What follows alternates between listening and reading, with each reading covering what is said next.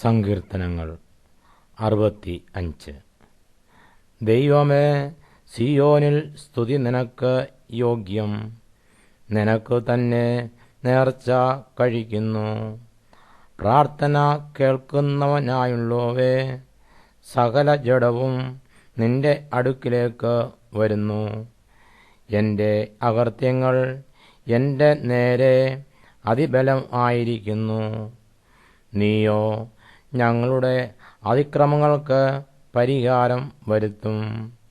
നിന്റെ പ്രാകാരങ്ങളിൽ പാർക്കേണ്ടതിന് നീ തിരഞ്ഞെടുത്ത് അടിപ്പിക്കുന്ന മനുഷ്യൻ ഭാഗ്യവാൻ.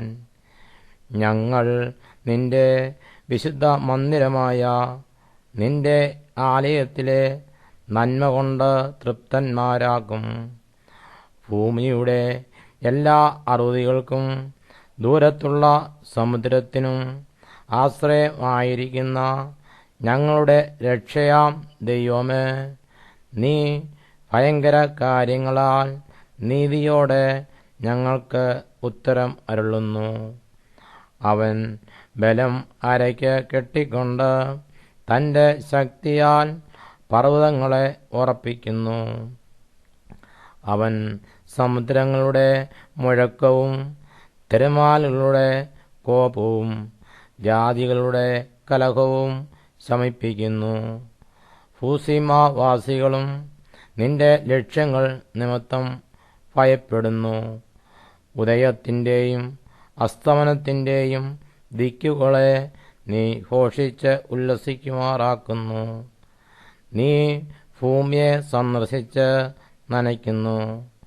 നീ അതിനെ അത്യന്തം പുഷ്ടി ഉള്ളതാക്കുന്നു. ദൈവത്തിൻ്റെ നദിയിൽ വെള്ളം നിറഞ്ഞിരിക്കുന്നു.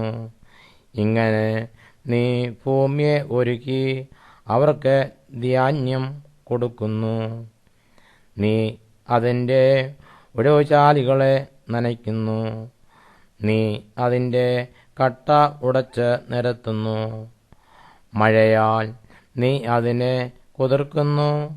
അതിലെ മുളയെ നീ അനുഗ്രഹിക്കുന്നു. നീ സംവത്സരത്തെ നിന്റെ നന്മ കൊണ്ട് അലങ്കരിക്കുന്നു. നിന്റെ പാതകൾ പുഷ്ടി പൊഴിക്കുന്നു. മരുഭൂമിയിലെ പുൽപ്പുറങ്ങൾ പുഷ്ടി പൊഴിക്കുന്നു. കുന്നുകൾ ഉല്ലാസം ധരിക്കുന്നു. മേച്ചിൽപ്പുറങ്ങൾ ആട്ടിൻകൂട്ടങ്ങൾ കൊണ്ട് നിറഞ്ഞിരിക്കുന്നു. താഴ്വരകൾ ധാന്യം കൊണ്ട് മൂടിയിരിക്കുന്നു. അവ ആർക്കുകയും പാടുകയും ചെയ്യുന്നു.